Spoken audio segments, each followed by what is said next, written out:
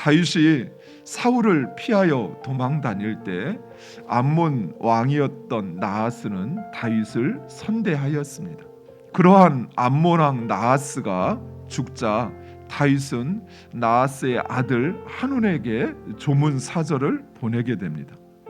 다윗이 자신이 받은 그 은혜를 돌려보내고자 돌려주기 위한 순수한 차원에서의 사절을 보냈던 것입니다.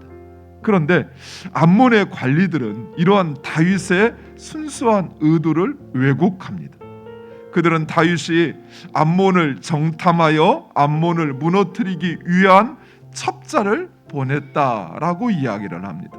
그러자 암몬 왕 한운은 그만 그 관리들의 말을 믿어 다윗이 보낸 사절단들의 수염 절반을 깎고 그 의복을 볼기까지 절단하여 돌려보냈던 것입니다. 이런 암몬 왕 한운의 행위는 곧 다윗에 대한 선전포고와 다름없었습니다. 하지만 다윗은 이런 암몬에 대한 즉각적인 보복 조치를 취하지 않습니다.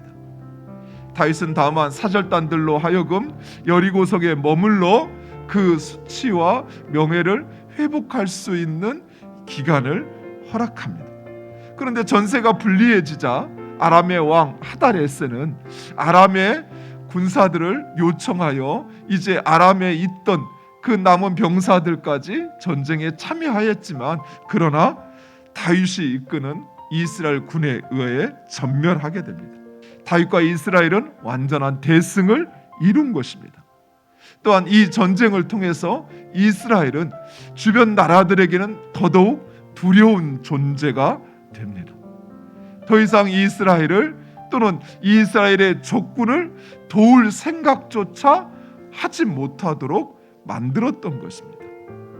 이런 이스라엘과 암몬과의 전쟁은 우리의 이웃과 관계를 맺는 하나님과 세상의 방식을 우리에게 보여주고 있습니다. 우리의 삶의 그 모든 문제, 그것은 하나님의 손에 달려 있습니다. 또한 하나님께서 우리의 행위 또 우리의 마음을 선악간에 판단하시어서 하나님께서 선은 선으로 악은 악으로 갚아주실 것입니다. 내가 갚으려고 하지 않아도 돼요. 내가 판단하고 내가 심판하려고 하지 않아도 우리 하나님께서 반드시 선은 선으로 악은 악으로 갚아주십니다. 무엇보다도 자신이 무엇을 위해서 하고 있는지를 우리는 분명히 깨달아야 돼요. 요압과 아비새는 이 싸움은 하나님과 이스라엘을 위한 것이라는 사실을 분명히 확신하고 그 싸움에 나갔던 것입니다. 하나님은 선악간에 공의롭게 판단하시어 악에 대하여는 반드시 심판하십니다. 따라서 우리는 결코 악을 두려워하거나 악을 악으로 갚으려 해서는 안 된다는 것입니다.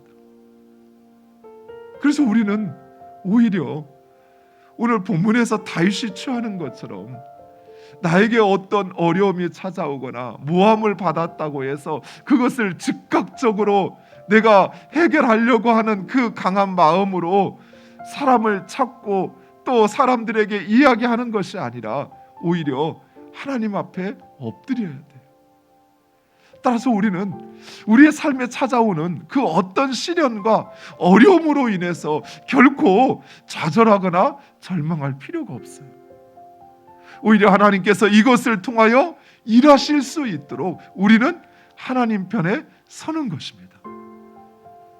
내가 내 힘으로 돈으로 사람을 사서 그래서 이 문제를 해결하려고 하는 것이 아니라 하나님께서 이 문제를 해결하실 수 있도록 그 하나님을 인정하여 드리는 것이, 하나님께서 공의로 선악간에 판단하실 수 있도록 하나님께 맡겨드리는 것입니다. 그리하면 하나님께서 하십니다. 사랑하는 성도 여러분, 우리 가운데 행하는 그 모든 일은 하나님께서 하시는 것입니다. 그렇다면 우리는 오직 하나님을 찾아야 합니다. 그리고 그 하나님의 뜻을 쫓아 행하는 여러분 되시기를 간절히 축원드립니다.